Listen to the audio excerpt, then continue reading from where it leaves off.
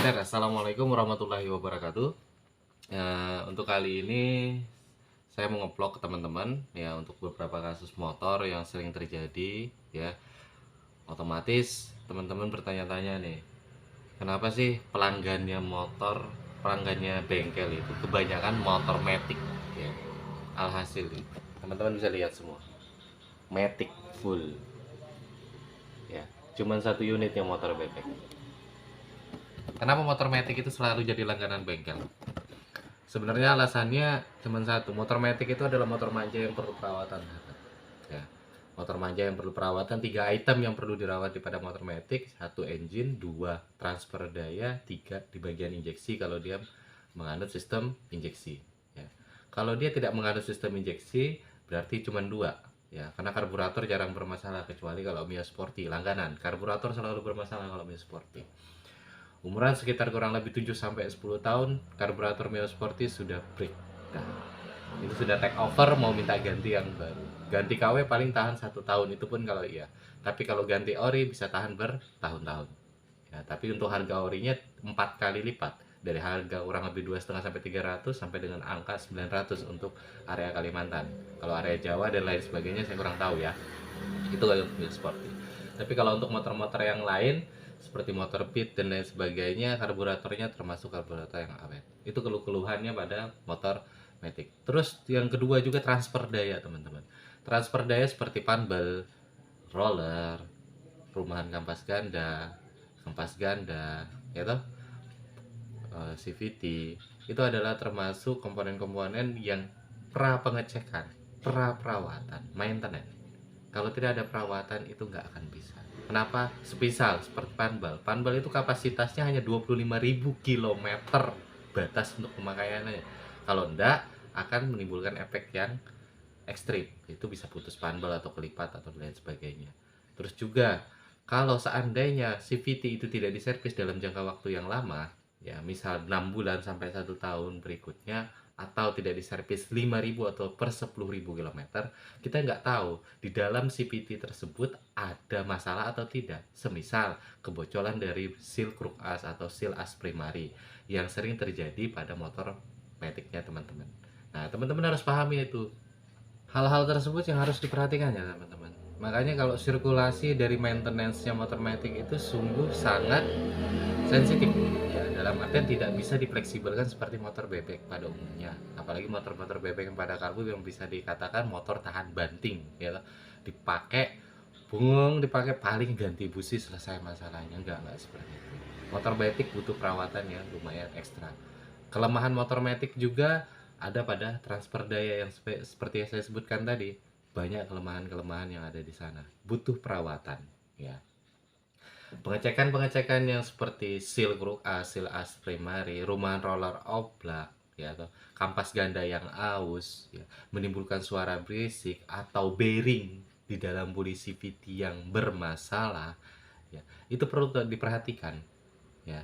Banyak item-item dan kerusakan-kerusakan yang terjadi pada komponen CVT. CVT bukan bahasa dari orang-orang itu adalah market ya. Market, kalau service CVT itu market, bukan. Service CVT itu adalah menghindari kerusakan yang signifikan, biaya yang over budget pada saat kita memperbaiki motor ya. Semakin sering service CVT, tetapi dengan aturan ya, service CVT itu dengan orang yang profesional, tahu tentang CVT tersebut, bukan asal ngencangin baut dol selesai kruk as yang bermasalah, atau bukan asal pasang rumahan rollernya malah benjol ya, karena saat terbalik posisi pemasangan roller, atau kampas gandanya yang tidak diservis, lonceng gandanya yang tidak diservis, tidak dibersihkan secara merata. Servis CVT yang saya maksud di sini adalah cleaning CVT, pembersihan secara totalitas ya, pembersihan secara totalitas, dan juga teknik-teknik yang akurat ya, itu yang bahasanya servis CVT. Kalau servis CVT itu dilakukan dengan baik, panbel itu loh mampu bertahan sampai 50.000 di luar batas daripada yang saya sebutkan 25.000 tadi. Kenapa? Karena kotoran dan lain sebagainya yang menempel pada panbel itu dapat dirawat. Seperti kampas ganda juga dapat bertahan berpuluh ribu kilometer. Kenapa? Karena sisa kotoran yang dapat menyebabkan kampas ganda itu slip alias loss itu dapat dihindari. lonceng ganda, servis lonceng ganda ya, dapat menghindari kerusakan pada permukaan lonceng ganda dan tidak menimbulkan grit yang besar, alias bisa merusak daripada kampas ganda. Rumahan roller ini adalah sesuatu hal yang sangat sensitif teman-teman ya. Rumahan roller kalau nggak diservis, selama tidak diservis antara busing dengan rumahan roller ya, secara otomatis itu perlu adanya pelumasan. Kalau ada muncul karat di situ sedikit ya, muncul karat di situ sedikit dan itu nggak pernah diservis, karat itu akan dapat merusak daripada busing rumahan roller alias kon daripada rumahan roller, dan itu menyebabkan umur dari rumahan roller juga akan semakin pendek ya. Kalau dilakukan pembersihan yang kontinu, servis yang kontinu, rumahan roller itu akan bertahan cukup lama ya. Pasti itu akan bertahan cukup lama. Pemberian grease atau memberikan grease pada rumahan roller itu tidak harus banyak. Setidaknya dia dilumasi, setidaknya dia permukaannya terlapis dari oksidasi kotoran ya, oksidasi udara akibat perubahan suhu yang terjadi pada motor teman-teman. Teman-teman perlu pahamin itu ya.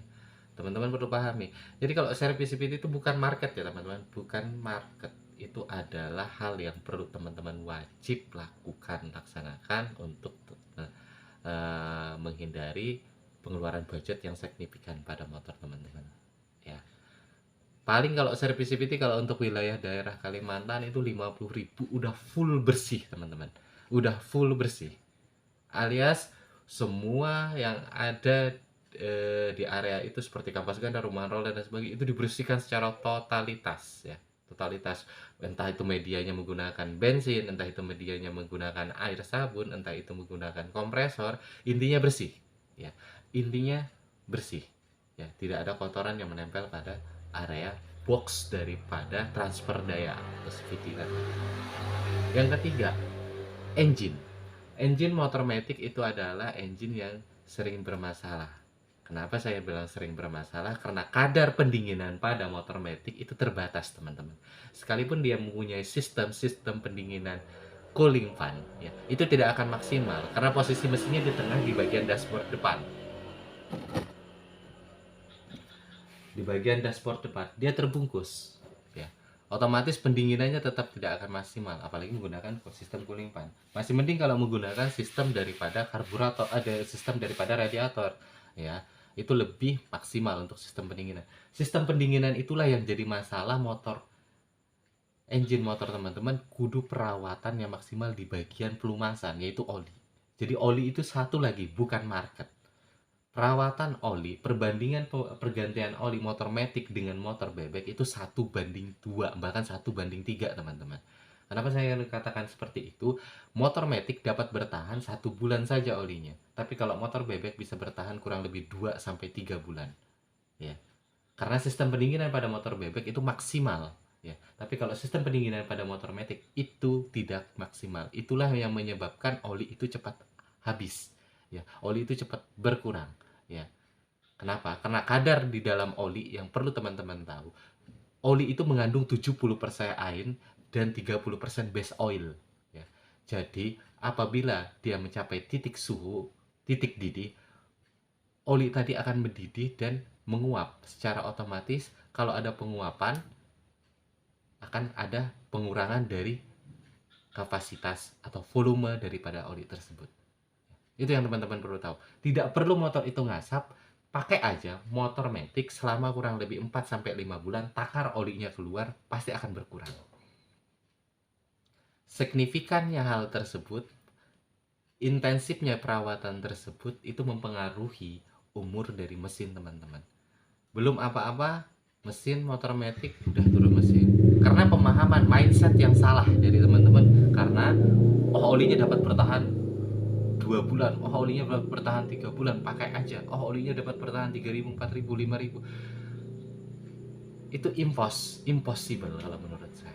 Karena analisa saya bahwa kadar oli ya yang ada pada motor matic karena resistensi panas tadi cepat berkurang. Sekali lagi, oli bukan market. Pergantian oli bukan makan. Itu adalah sesuatu hal yang wajib teman-teman pahami, wajib teman-teman lakukan untuk servis motor daripada teman-teman. Mohon maaf, selepas dari 3 item yang saya sebutkan tadi tentang motor matic, kenapa motor matic ini sering masuk bengkel ketimbang motor bebek ya, dari sistem transfer dayanya, dari sistem engine-nya, ya dari sistem suplai bahan bakarnya, injeksinya ya. Yang terakhir ini injeksi ya teman-teman. Kalau motor matic, untuk perawatan motor matic, di bagian sistem injeksinya itu sama seperti motor bebek. Inilah kelemahan, sebenarnya kelemahan motor sekarang ini. Sistem injeksi itu perlu juga maintenance, ya. Kenapa? Maintenance motor injeksi itu sesuai standar itu per 10.000 km. Di situ menyangkut daripada cleaning injektor, ganti filter pump, ganti filter udara, cleaning throttle body. Tapi dengan orang yang profe, ya, yang paham tentang 4 item ini. Ya, kalau nggak paham tentang 4 item ini percuma, ya, akan menghasilkan minus pada servisnya. Ya, terutama untuk sistem throttle body, yang dimana sistem throttle body di situ ada 2 sensor yang sangat sensitif. Kalau untuk Yamaha itu ada sensor max, tapi kalau untuk Honda itu ada sensor namanya sensor TPS. Itu 2 sensor yang sering error apabila melakukan servis yang salah pada throttle body. Ya. Untuk cleaning injektor itu semua orang bisa. Ada yang menggunakan media fill dimasukkan ke dalam tangki, ada yang menggunakan media suntik ya, infus ya, masukkan cairan pembersih ke dalam injektornya. Itu simpel, semua orang bisa. Yang penting punya alat, punya tool ya, kalau untuk injektor. Tapi kalau untuk filter pump juga simpel juga. Filter pump buka pompa injeksi setnya di dalam tangki ya, dicopot filter pumpnya, diganti, dan itu biayanya nggak terlalu mahal kalau untuk pergantian filter pump. Filter pump ini nggak terlalu mahal tapi sensitivitasnya tinggi karena dia akan mempengaruhi sistem suplai bahan bakar. Injektor itu butuh bahan bakar bersih tanpa ada kadar karbon yang menempel di alirannya. Kenapa? Karena itu dapat mempengaruhi sistem daripada penyemprotan, pengabutan. Solenoid daripada injektor itu bekerja sangat sensitif, teman-teman. Lubang daripada injektor itu sangat kecil. Ada yang 0,12 mili sampai dengan 0,15 mili. 1 mili dibagi kurang lebih 7. Ya. Kecil sekali. Makanya kalau ada menempel karbon ya, otomatis buntu. Secara otomatis kalau injektor buntu, suplai bahan bakar terhambat, pengabutan terhambat, berebet. Nggak enak dipakai motornya. Mati-matian atau putaran tinggi, down. Ya, low power dan lain sebagainya. Itu akibat filter pump yang harga 15 sampai dengan 35.000 tergantung dari lokasi. Akibat filter pump saja. Itu yang teman-teman perlu pahami. Ya, itu untuk perawatan daripada motor matic atau motor bebek yang menganut sistem injeksi yang terkini. Oke, durasinya sudah 13 menit, 30 detik ya teman-teman. Semoga teman-teman gak bosan ya dengar penjelasan ini. Kalau teman-teman simak dari awal sampai akhir, teman-teman akan paham dan teman-teman akan merubah mindsetnya teman-teman, menjadikan motor teman-teman tetap strong, tetap performanya terjaga tanpa harus menguras budget yang berlebih, teman-teman. Motor matic sudah didesain mampu bertahan 5-10 tahun jikalau perawatannya benar. Tapi kalau perawatannya salah, jangankan 5-10 tahun, 1-3 tahun akan mengalami masalah besar seperti overhaul, overhead, ya, kerusakan yang signifikan pada sistem transfer daya (CVT), ya, kerusakan yang signifikan pada sistem suplai bahan bakar, fuel injeksinya, itu pasti akan terjadi jikalau tidak ada perawatan. Itu saja yang teman-teman paham. Terlepas dari 3 item perawatan yang saya katakan tadi, yang perlu teman-teman ketahui bahwa motor sekarang ini untuk kekuatan bahannya tidak sekuat motor pada sebelumnya. Semisal Beat Karbu atau Mio Sporty. Ini motor yang udah motor matic tapi masih menganut sistem karbu. Kekuatan komponennya jauh teman-teman dibanding dengan motor yang terkini. Motor terkini terlalu sensitif untuk kekuatan komponennya. Itu yang teman-teman perlu tahu. Makin hari kualitas makin menurun, tetapi harga makin naik. Itulah market. Nah, itu bisa saya katakan market ya teman-teman. Itulah market. Sistemnya makin canggih, tetapi kualitas bahan makin dikurangi. Itu yang perlu teman-teman pahami.